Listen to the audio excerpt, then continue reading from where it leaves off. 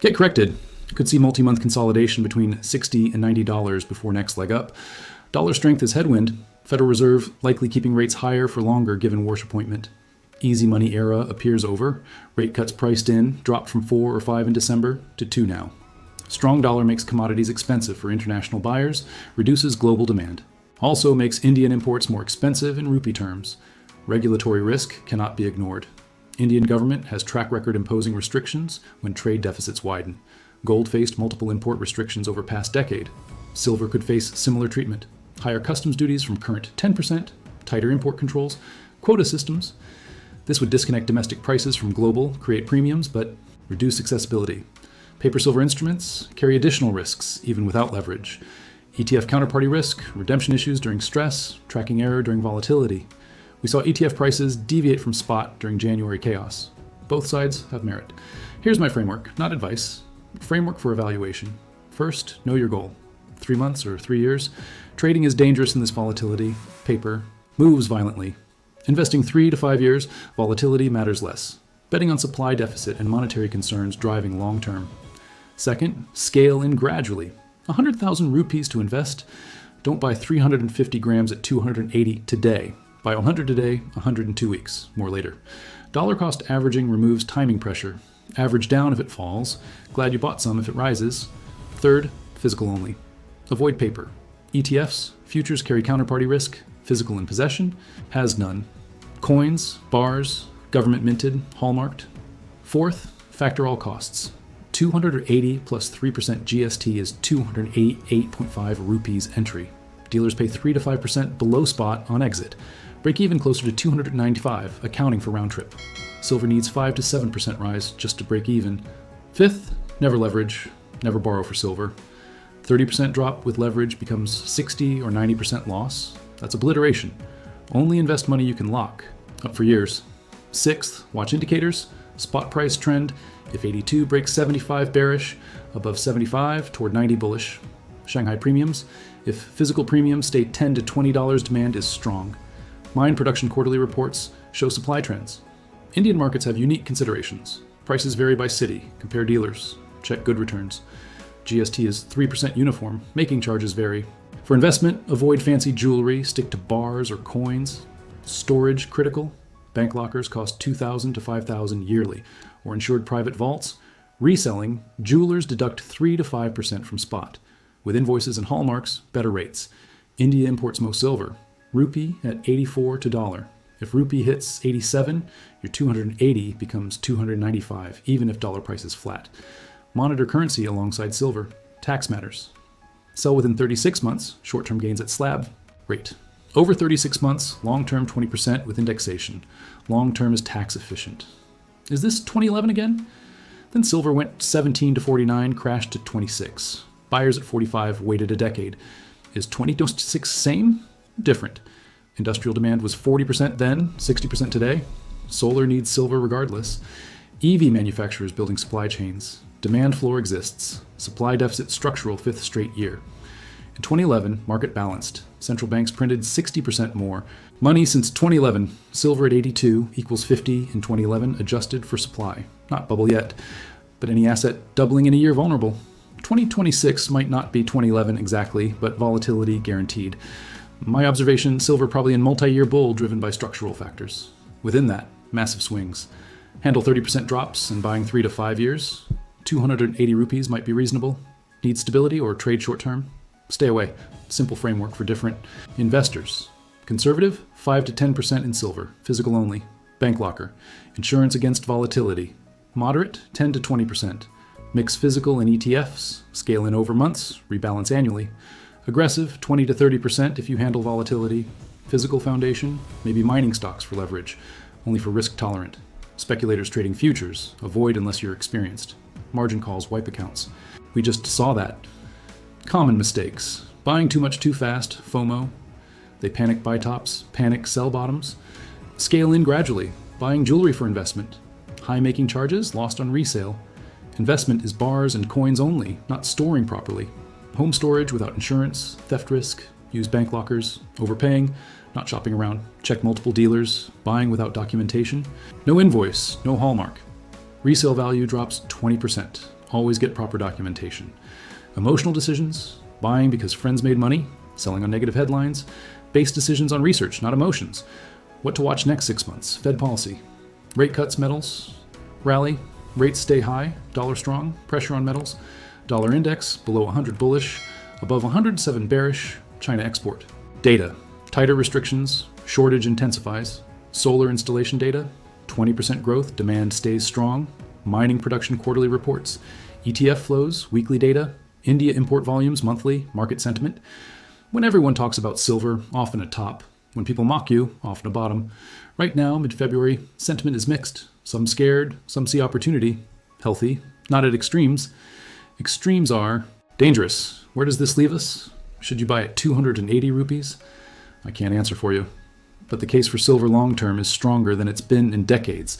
Structural deficit, industrial demand from energy transition, China hoarding, governments printing. Real force is not going away. At the same time, volatility is extreme. You could buy at 280, watch it fall to 240 next month. You need the stomach. You need the time horizon. Buying for 5 years, buy now and scale in. Trading for 5 months, not your market. If you buy smart. Physical, hallmarked, documented, stored securely, scaled gradually, diversified, tax efficient, no leverage. This isn't get rich quick. Wealth preservation and maybe growth over time. In an era of printing money, growing debt, eroding trust in fiat, hard assets matter. Silver is accessible. At 280 rupees, you can build exposure without lax, but only you. Decide if it fits. Your risk tolerance, your horizon, your conviction. Here's what I know. Silver will continue volatile. More days like January 30th ahead, and more rallies like 2025? Can you hold through volatility? Can you think in years, not weeks? If yes, maybe 280 rupees in February 2026 is your opportunity. If no, save yourself stress. This isn't for everyone. That's okay. What matters is the decision right for you based on facts, not fear. Strategy, not speculation. If this changed how you see silver, comment below. Are you buying at these levels or waiting? What's your thesis? Subscribe for more real analysis, real data, no hype. What happens next 6 months will be historic, one way or another. You still have a choice, but the window won't stay open forever. February 13th, 2026. Silver in India sits at 280 rupees per gram. 3 weeks ago, that same gram cost 340 rupees. And 2 weeks before that, in late January, silver touched 450 rupees. Then came January 30th. In 30 hours, global silver collapsed from $121 per ounce to $75, a 38% crash, the worst day since 1980. Indian prices followed, from 450 down to 240 in some markets. Now here's my question. Is 280 rupees the opportunity of a lifetime, or are you catching a falling knife? Because what happened in January wasn't random, and what's happening right now might not last. I'm not a financial advisor. This isn't financial advice. This is purely educational analysis based on publicly available information. What I want to show you today is something most people missed, a pattern, a structural shift, and a choice you need to make. Let me start with what actually happened. January 29th, 2026, silver hits $121 in New York. India wakes up to 450 rupees per gram. Jewelers can't keep up. Then, morning of January 30th, Trump announces Kevin Warsh as next Fed chair. Markets panic.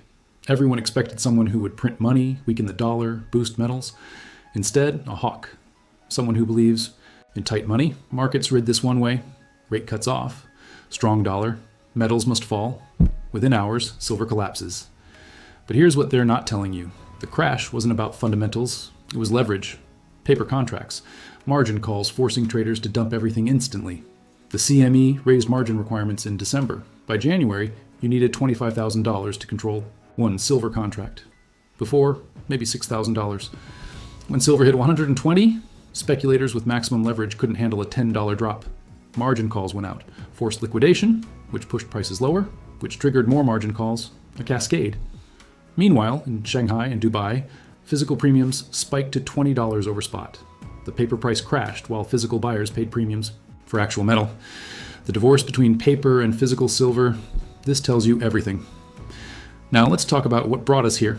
In 2025, silver gained 147%, from $28 to $121. Why? 3 forces. First, supply deficits. 5th consecutive year demand exceeded supply by over 200 million ounces. Structural, not temporary. Mines can't increase production because 70, Percent of silver is a byproduct of copper, zinc, lead mining. Second, industrial demand explosion. Solar panels consume massive silver. India plans 500 gigawatts by 2030. Each gigawatt needs 70 tons of silver. Then add electric vehicles. Each EV uses 3 times more silver than traditional cars. AI data centers, 5G, medical devices, all need silver. And once silver goes into a solar panel, it's gone forever. Not recycled, consumed. Third, China's export restrictions. January 1st, 2026, strict controls. Only state-approved companies above 80 tons production can export. China produces 120 million ounces annually. Restrictions remove 60 to 70% from global markets. That's 70 to 80 million ounces. Now it stays in China, strategic stockpiling. So these 3 forces pushed silver from 28 to 121 in 13 months. And January 30th, forced liquidation, paper collapse. Now February 13th, silver sits at $82 globally. In India, 280 rupees per gram. So here's your question.